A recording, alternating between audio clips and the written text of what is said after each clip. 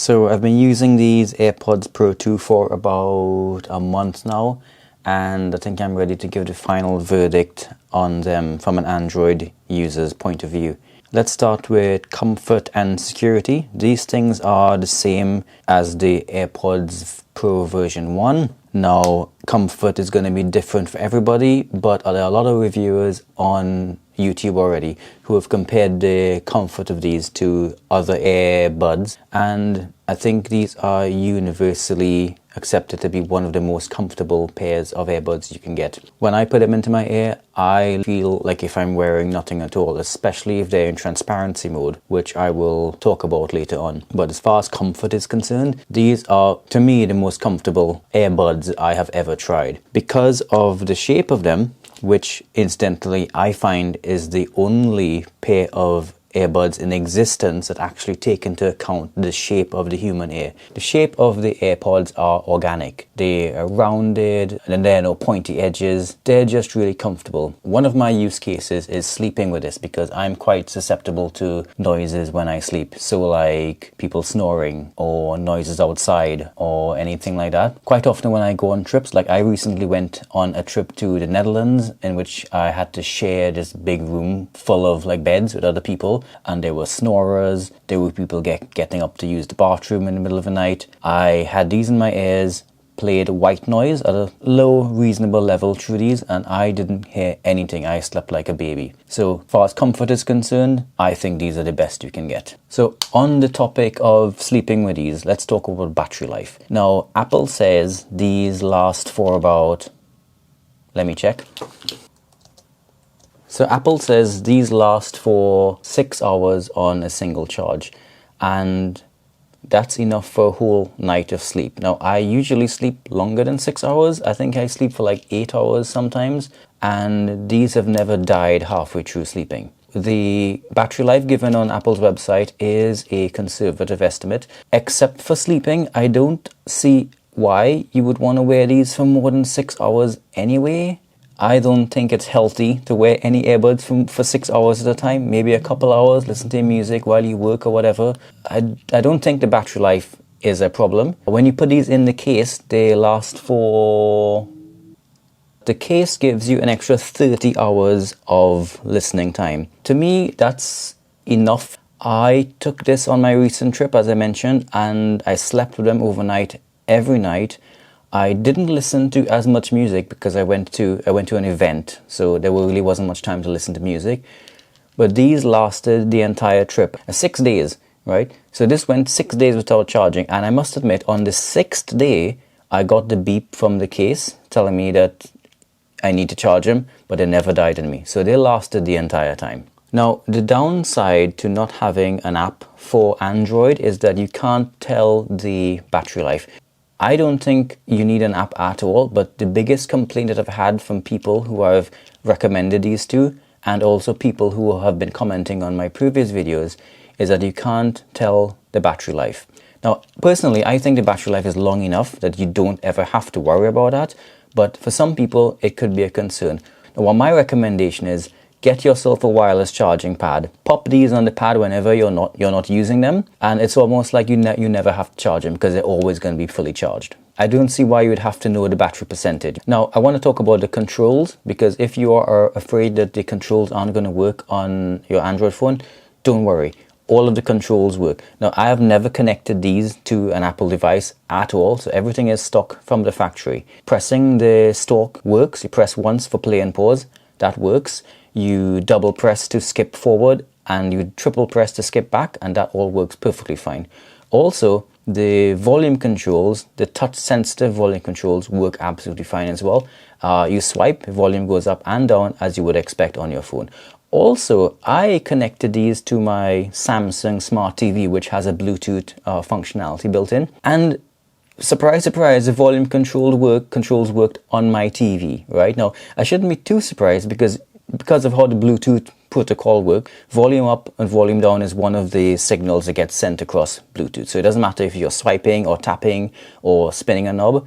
as far as the TV or the phone or whatever you have these connected to, it's volume up and volume down. So I shouldn't be surprised, but I'm really pleased that it does really work across all platforms. Now, my final thoughts on the ANC and the transparency mode. The ANC on these are fantastic, right? I think you can watch other YouTube videos where they've compared these and other earbuds, and these normally come out second to the Bose Quiet Comfort Buds 2. I think those are the only buds that beat these, and I think it's also pretty close. However, when it comes to transparency mode, this is where the AirPods really shine. Now, one of the things I do with these is I use them at work. So while I'm walking around the lab doing my thing, I have some low-level background music playing, and I have it on transparency mode because I want to be able to hear if anyone comes in or if anything happens around me while I'm working. And the transparency mode is excellent. Like, I do not have to take these out of my ear to talk to a student or to talk to a demonstrator or anything. I just leave these in, squeeze the stalk once to pause the music, and I can have a conversation with anybody I need. Now, the AirPods Pro version 1 also had amazing transparency mode, but what these have is what they're calling adaptive transparency,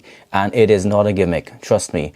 A few times I have been walking around the city. I've even got onto the London Underground once, which is super noisy. And I didn't even realize I still had it in transparency mode. Because usually when I get on the tube, I put it in noise cancelling mode so that I can endure the noise. But the transparency mode is so good at eliminating the loud noises that I actually thought I had it in noise cancelling mode a lot of the times when I just had it in adaptive transparency mode, and it was good enough. So the adaptive transparency mode on this is actually amazing. Lastly, I want to talk about the sound, because I have owned quite a few headphones in my time. I'm by no means a professional reviewer, and I wouldn't call myself an audiophile, okay? I like to enjoy my music. I don't necessarily want to pick out the specific instruments and, you know, have a perfectly flat frequency response. That's not me. Like, I'm not an expert. I'm not a professional musician, so I have no need for that. I want to listen to my music and enjoy it. And to me, that means slightly elevated bass and a slightly elevated treble. If you have heard about the Harman curve, I've noticed that that is the curve that I actually prefer myself. It gives me a really nice enjoyment of the music without piercing my ears with too much treble or blasting my ears with too much bass. These sound really nice. If you look at these analytically, you will find that there's probably too much bass and probably a bit too much treble, but for music enjoyment, that is how I prefer it. The music that comes out of these is very balanced, very level. These sound a lot like the AirPods Pro Max. I've listened to the AirPods Pro Max in an Apple store, and I really like the sound of the AirPods Pro Max. Now, I feel Apple are onto something here. Like, Apple aren't trying to go for technical perfection. They're going for enjoyment. So when you listen to music over Apple earphones, you can enjoy the music. Like, nobody is going to buy AirPods or AirPods Max to produce music, because people who produce music, they need to hear every detail. So when you play the music back on consumer grade headphones like these, they do sound like how the artist intended it. Like, most artists intend you to enjoy their music, right? They don't intend it that you're going to go home and put their music on some crazy fancy, £1,000 music player and listen to exactly where the cymbal is and exactly where the hi-hat is. I know some music producers, I know a few music producers, and none of them intend that, okay? Trust me. They intend you to listen to the music, enjoy the music. So I recently owned a pair of Bang & Olufsen EQs, and I think that is a very analytical pair of headphones. You can hear every little thing. You can tell, like, the direction the music is coming from.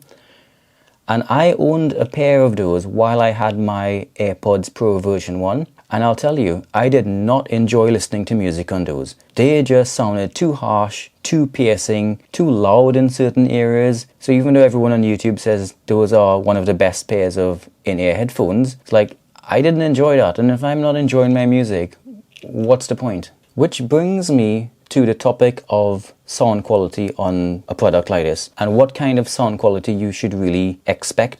You have to remember, these things are designed to go out. As soon as you go out, you're going to be exposed to road noise, traffic noise, underground noise, people are talking, and it doesn't matter how great your ANC is or how good your noise isolation is, you're going to be interrupted by sounds around you. There's no point spending hundreds of pounds in order to get perfect sound quality out of a pair of these that you're going to be taking out. What is more important is that you have some good noise isolation, you have a decent sound quality, and that you enjoy your music while you're out and about. Now, when you're home, it might be totally different. When you're at home and it's quiet, maybe you do want a pair of analytical headphones and you can listen to, play a track over and over and listen to all of the fine details. But this is not that. If you're at home and you want to do that, get yourself a pair of wired headphones and a DAC like these. These are my Grado SR80E. You can't really see it because the exposure on this camera is set super low. I've had these for years, and these are what I listen to